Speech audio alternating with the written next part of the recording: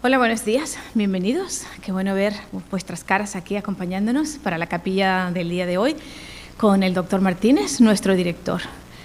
Así que no los estoy viendo por Zoom, pero cuento con que Arturo, si puedes ver allí en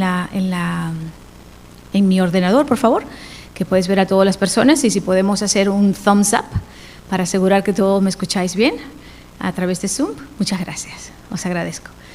Vamos a comenzar con una oración y luego damos paso a Manuel para que nos predique el día de hoy, ¿de acuerdo? Bendito Padre Celestial, Señor, tú que eres creador del cielo, de la tierra, de todo lo que existe y de cada uno de nosotros. A ti, Señor, agradecemos la creación, agradecemos tu presencia, agradecemos salvación que nos das y agradecemos por encima de todas las cosas, Señor, tu palabra. Abre nuestros oídos, nuestras mentes, Señor, para que podamos escuchar lo que tú tienes el día de hoy para cada uno de nosotros a través de tu siervo. Ayúdale, Señor, en este mensaje y ayúdanos a nosotros, Señor, no solamente a escucharlo bien, sino también a ponerlo en práctica. Estamos en tus manos y te pedimos, Señor, que te quedes con nosotros durante esta capilla y en el resto del día. En el nombre de Jesús, amén. Adelante, Manuel.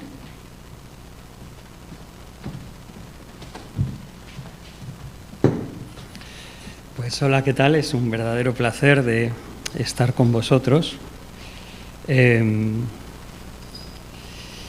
Antes de comenzar, en primer lugar, más que un mensaje, me gustaría traer una reflexión, tanto hoy como el próximo día que tenga. Quisiera aprovechar capillas para tratar quizás cuestiones, diferentes a lo que sería una clase, ¿no? Entonces, dejarme introducir el tema. Quisiera leer luego en Marcos capítulo 5, pero dejarme introducir el tema de esta manera. Parece ser que la tendencia humana cuando tenemos alguna dificultad es el peligro de huir hacia lo ideológico o lo espiritual. A lo mejor diríamos, bueno, es que no buscamos una vida espiritual, sí, pero nuestra fe es una fe muy real. No es una fe solamente espiritual o ideológica. Lo vimos en la historia antigua con Homero, Hesíodo, que cuando sus seguidores no podían encajar o eran cuestionados, entonces alegorizaron sus escritos. Lo mismo hizo por influencias culturales Filón de Alejandría con el judaísmo. Lo mismo hicieron algunos cristianos en los primeros siglos, sobre todo en la parte de Alejandría para responder a Celso y a Porfirio. Con la alegoría, ¿sabéis lo que es una alegoría, no? La alegoría es tomar algo y decir, no, lo que está diciendo no es esto, sino algo que está detrás del texto. Yo te tengo que explicar a lo que se refiere. La alegoría proveía un aire de espiritualidad, de profundidad. Apelaba al sentir religioso y misterioso del hombre. Daba al liderazgo también un poder como la llave del conocimiento. Pero la realidad es que se abría a una fantasía subjetiva. Se neutralizaba el poder de la palabra y se sumía la experiencia cristiana en la oscuridad. Y entendemos que realmente la Reforma protestante, una de las cosas que trajo fue la lectura sencilla de la Escritura, el entender qué es lo que quiso decir el autor, y eso es lo que debemos tomar. Me gustaría tratar Marcos capítulo 5, leer 15 versículos para tener la primera reflexión a favor de la realidad de nuestra experiencia cristiana. Antes de leer, me gustaría mostrar una pequeña ilustración. En la próxima diapositiva, si podemos mirarla, los que estáis aquí no lo veréis, es una lavadora, y esto es un experimento, es un vídeo que está en YouTube que os aconsejo. Se llama Self-Destructing Washing Machine. Es una lavadora autodestructiva. Lo que sucede es que el que está manipulando la lavadora está poniendo un transformador dentro de la lavadora. ¿Para qué? digamos, para demostrar lo que puede suceder cuando el peso está en un área y no está equilibrado. ¿Qué pensáis que puede suceder en una lavadora puesta a 1.200 revoluciones que están los centrifugados con un peso descompensado? La próxima diapositiva lo pone. Se destruye. Y el vídeo, que es de unos 2-3 minutos, aunque tiene truco porque mientras se está centrifugando, el que hace el experimento tira una segunda piedra. Pero fijaos lo que hace una vida desequilibrada. Entonces, esto dejarme ponerlo como una muestra, una pequeña ilustración de qué sucede si nuestra vida no está equilibrada. Si, por ejemplo, vivimos una vida sumidos en la espiritualidad, pero lejos de nuestra realidad, como si la fe cristiana fuese solamente algo espiritual, pero no real. Y me gustaría llevaros a Marcos capítulo 5 para ver que las consecuencias del Evangelio, la mano del Señor Jesucristo, la presencia de Cristo en la vida de un hombre, impactó su realidad y no solamente una liberación espiritual. Dice así, Marcos 5, vinieron al otro lado del mar en la región de los Gadarenos. Cuando salió él de la barca, enseguida vino a su encuentro de los sepulcros un hombre con espíritu inmundo, que tenía su morada en los sepulcros y nadie podía atarle ni aun con cadenas, porque muchas veces había sido atado con grillos y cadenas. Pero las cadenas habían sido hechas pedazos por él y desmenuzados los grillos y nadie le podía dominar. Y siempre de día y de noche andaba dando voces en los montes y en los sepulcros, hiriéndose con piedras. Cuando el endemoniado vio a Jesús de lejos, corrió a él y se arrodilló ante él. Y clamando a gran voz dijo, ¿qué tienes conmigo, Jesús, Hijo del Dios Altísimo? Te conjuro por Dios que no me atormentes. Porque Jesús le decía, sal de este hombre, espíritu inmundo. Y le preguntó Jesús, ¿cómo te llamas? Y respondió diciendo, Legión me llamo porque somos muchos. Y le rogaba mucho que no los enviase fuera de aquella región. Estaba allí cerca del monte un gran hato de cerdos paciendo, y le rogaron todos los demonios diciendo, envíanos a los cerdos para que entremos a ellos. Jesús les dio permiso, y saliendo aquellos espíritus inmundos entraron en los cerdos, los cuales eran como 2000, y el hato de cerdos se precipitó en el mar por un despeñadero, y en el mar se ahogaron. Y los que apacentaban los cerdos huyeron, y dieron aviso a la ciudad y en los campos, y salieron a ver qué era aquello que había sucedido. Vienen a Jesús y ven al que había sido atormentado del demonio y que había tenido la legión sentado, se entiende, al lado de Jesús, vestido y en su juicio cabal, o en otras versiones o en otros evangelios, cuerdo, y tuvieron miedo.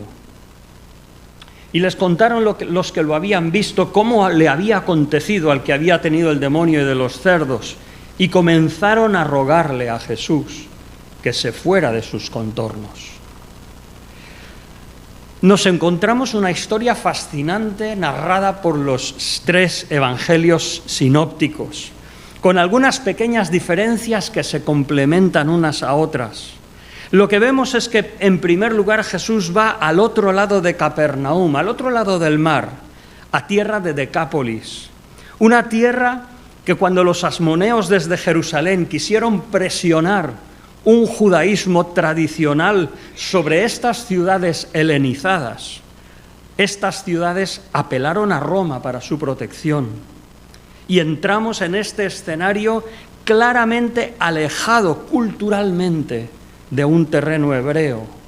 Podemos ver un endemoniado y podemos ver, digamos, en tierra de Palestina un hato de cerdos, de miles de cerdos. Jesús llega al territorio de los Gadarenos, dice Mateo, Gerasenos dice Marcos, Lucas dice Gergesenos, es la misma tierra, es la zona alrededor de Gadara, 48 kilómetros al interior.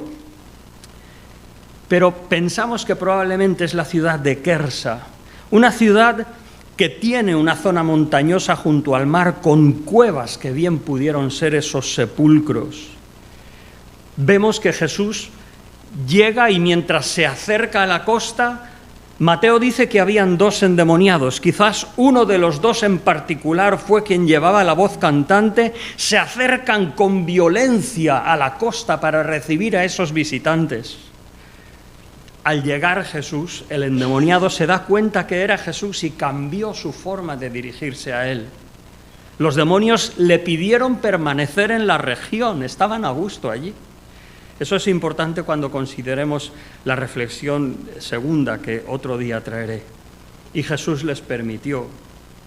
Los ciudadanos valoraron la pérdida de sus cerdos y lo estimaron por encima de la salvación que había venido al hombre. Y le dijeron al Señor que se fuera. Pero dejadme que me fije en la persona, en el endemoniado que fue sanado. Era un hombre con un espíritu inmundo. Hablamos de un espíritu maligno, perverso, moralmente corrupto, fuente de maldad y destrucción, particularmente hacia aquel que poseía. Vemos una violencia, vemos una inmundicia reflejada por su desnudez, expresando su degradación. O sea, estamos ante una persona que no te la querrías cruzar, ni en el peor de tus sueños. Alguien fuera de control.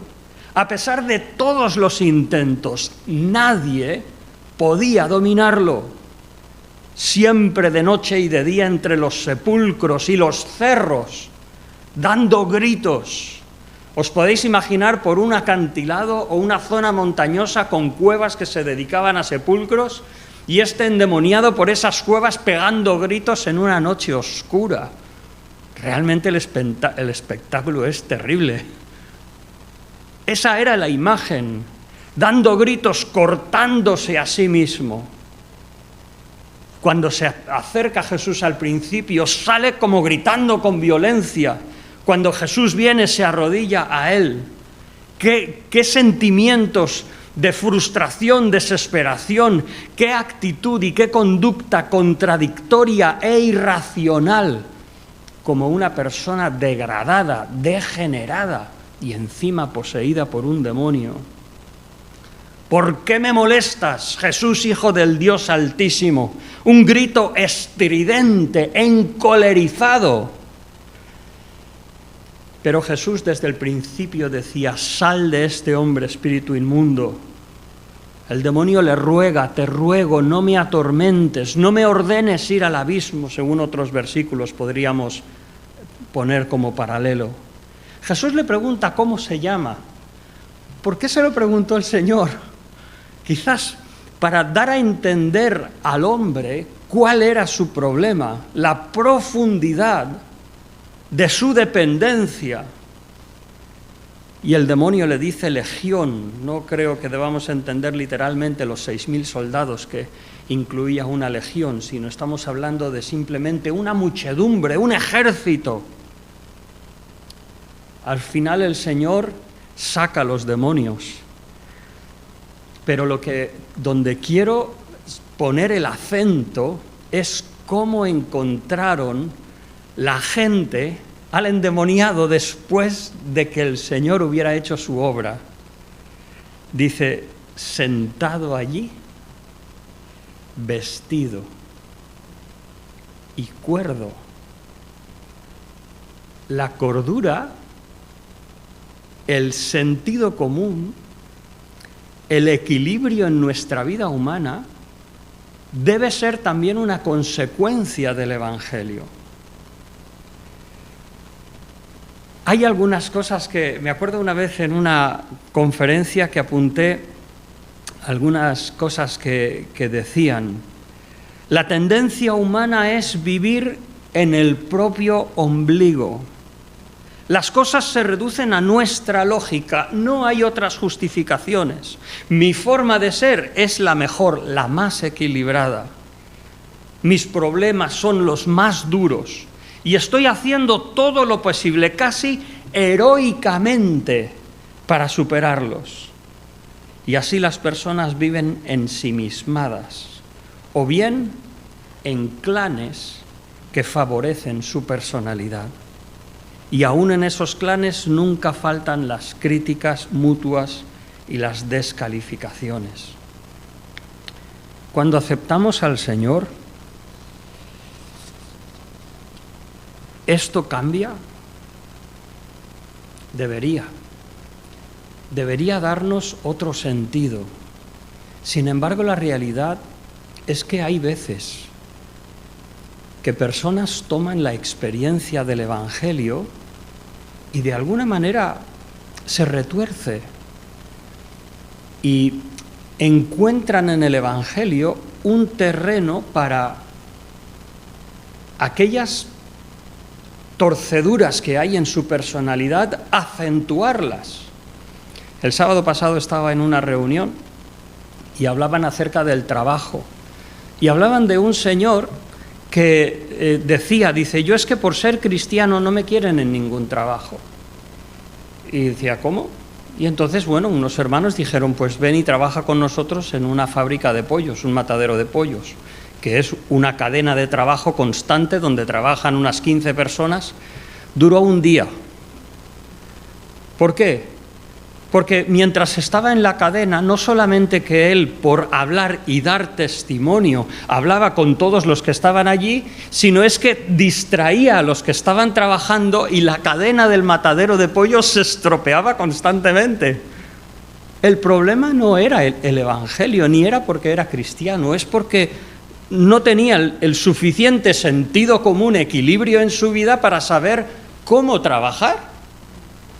Y su autoestima se basaba erróneamente en una espiritualidad suprema cuando la realidad es que no sabía trabajar. Eso es lo que quisiera reflexionar esta mañana. ¿Cómo estamos en nuestra experiencia diaria? Quizás eso no lo tratamos tanto en clase.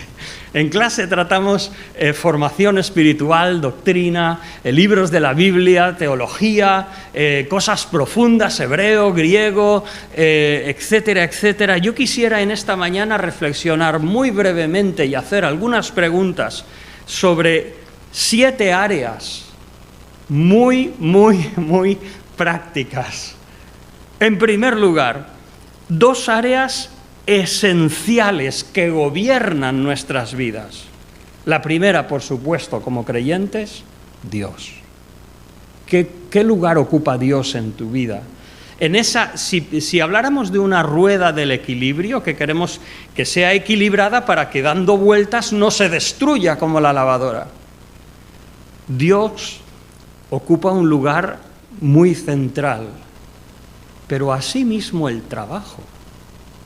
En el trabajo vamos a ocupar una cantidad de horas tremendas. Y personalmente, esto es una opinión personal, pero lo peor que le puede suceder a un pastor es que no sepa hacer otra cosa que predicar. Cuando no sabemos coger una escoba, o cuando no sabemos colgar un cuadro, o cuando no sabemos arreglar un grifo, cuando no sabemos, nuestra credibilidad, ¿cómo se puede poner en cuestión? En segundo lugar, hay otras cuestiones que son importantes. Quizás no son tan esenciales, pero son elementos que nos traen equilibrio, que es la familia y los amigos, y por otra parte las finanzas. ¿Cómo manejamos nuestro dinero? Y luego hay otros elementos que nos ayudan a nuestro equilibrio, nuestro desarrollo, que es un desarrollo personal, un bienestar físico y también relaciones sociales. Lo que me gustaría es simplemente, y me quedan 3 minutos, hacer algunas preguntas sobre estos elementos. Recordaros que el impacto del Evangelio en ese endemoniado de la obra de Jesús fue que estaba sentado al lado de Jesús. Nos podemos imaginar a un drogadicto con todo lo inquieto que es, lo hiperactivo, sentado escuchando a Jesús. Quizás tú los conoces, yo los conozco, los he visto. Vestido. Eso significa que su apariencia era de acuerdo a su cultura. Y cuerdo. Hay un versículo, Romanos capítulo 12, versículo 3, dice: ninguno tenga mayor concepto de sí que el que debe tener, sino piense de sí con cordura. Necesitamos cordura. No solamente, y por favor, una de mis pasiones es la espiritualidad, la experiencia de la comunión con Dios, pero necesitamos cordura. Entonces, algunas preguntas, la verdad me hubiera gustado ponerlas en una encuesta de Zoom, pasarla y luego anónimamente ver cómo andamos en nuestra cordura. Primero, acerca de Dios. Aquí creo que vamos a acertar todos. Por cierto, este es un estudio de 7 elementos que he usado para compartir el Evangelio con personas no creyentes. He tomado el libro de Proverbios y algunas otras enseñanzas de la Escritura y, sin ser invasivo, lo he utilizado para mostrarles lo que el Evangelio puede hacer en sus vidas. Dios, ¿crees en Dios? ¿Cuán importante es Dios para ti? ¿Qué lugar ocupa? ¿Te has parado a escribir tus creencias, tus valores? ¿Qué estás haciendo para desarrollar tu vida espiritual? En esto creo que sacamos matrícula de honor en IFCE porque esa es nuestra dedicación. Ahora vamos al trabajo. Y a lo mejor aquí podemos entrar también en lo que es el estudio. Y podemos hablar de griego, hebreo, teología sistemática, filosofía. ¿Te gusta tu trabajo? ¿Te gusta lo que haces cada 8 horas? Y si tienes que trabajar para servir al Señor, ¿te gusta lo que haces? ¿Por qué sí y por qué no? ¿Hay otra cosa que te gustaría hacer más? ¿Hay algo que puedas hacer para buscar donde quieres estar? ¿Te identificas con los objetivos que te proponen en tu trabajo? Elementos de equilibrio, como hemos dicho, familia, amigos y finanzas. ¡Qué importante! ¿Cuán de importante es tu familia para ti? ¿Cada cuánto hablas con un miembro de tu familia? ¿Expresas afecto? ¿Expresas tu cariño a tu familia? Es importante, ¿eh? Eso habla de una experiencia equilibrada. ¿Les ofreces toda tu atención cuando les escuchas? O amigos también. ¿Les has hablado a tus familiares, amigos, sobre tus metas, aspiraciones o sueños? ¿Planeas tiempo con ellos?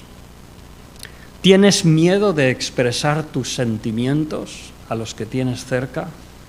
Tus finanzas, ¿cómo te van las finanzas? Eso es importante también. Habla de nuestro equilibrio. Acordaros de la lavadora. Si nosotros desarrollamos nuestra vida y no somos negligentes en cuidarnos de nuestras finanzas, nuestra vida se puede desmoronar. ¿Tenemos algún plan financiero? ¿Tienes algún presupuesto de cómo manejas tus finanzas? ¿Pides préstamos con facilidad? ¿Ahorras en alguna manera? ¿Preparas, si eres mayor, tu jubilación? Mayor, hablo de 30 años para adelante, no antes. O sea, no después, me refiero. ¿Cuentas o planeas con seguros? ¿Fondos para imprevistos? Elementos complementarios. ¿Haces algo que te proporciona un desarrollo humano como ser humano? ¿Sabes que a Dios le agrada también la música, la pintura, la literatura? Como persona, ¿te desarrollas para la gloria de Dios en tu experiencia diaria? ¿En qué manera desarrollas tus dones? ¿Lees? ¿Te formas de alguna manera? Aquí quizás también tenemos buena nota, ¿no? Porque nos pasamos muchas horas estudiando. Bienestar físico. ¿Eres consciente de la dieta que sigues? ¿Haces algún ejercicio? Cuando pasan los años esto se hace más importante. ¿Tienes algún tipo de revisiones médicas? ¿Cómo te relajas? ¿Cómo te desestresas? ¿Tienes algo para que puedas simplemente como persona disfrutar, tener un tiempo de ocio, de paz? Porque si no pasará factura. Y por último, relaciones sociales. ¿Disfrutas estando con gente?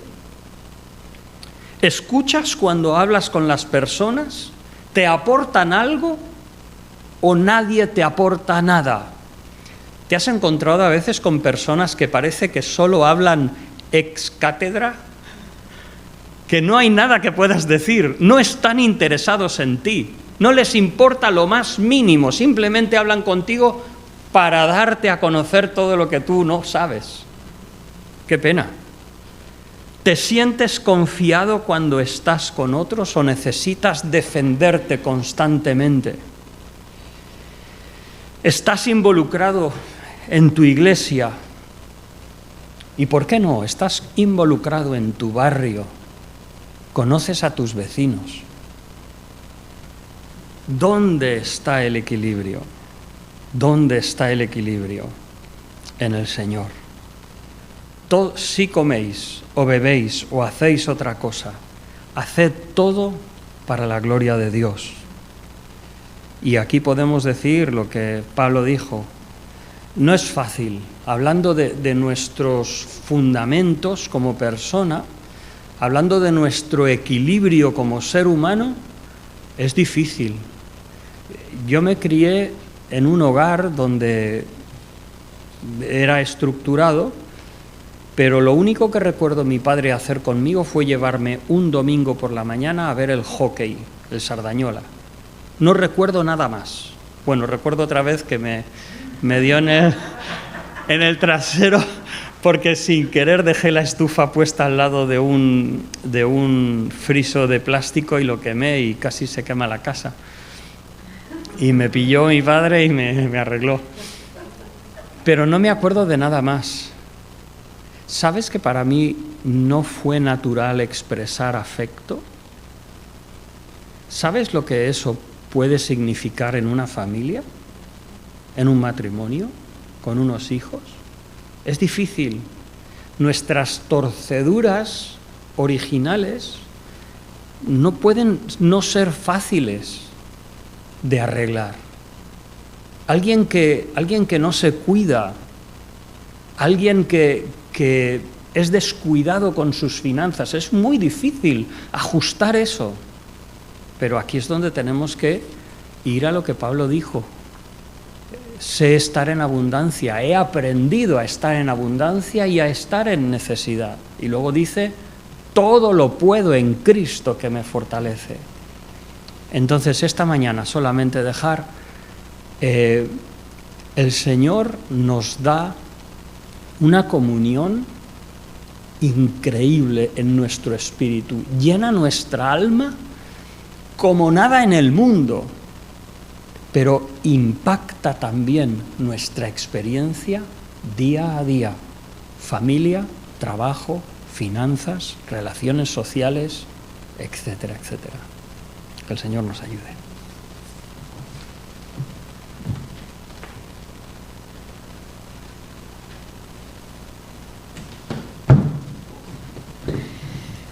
Muchas gracias, Manuel. Ciertamente muchas preguntas en que meditar.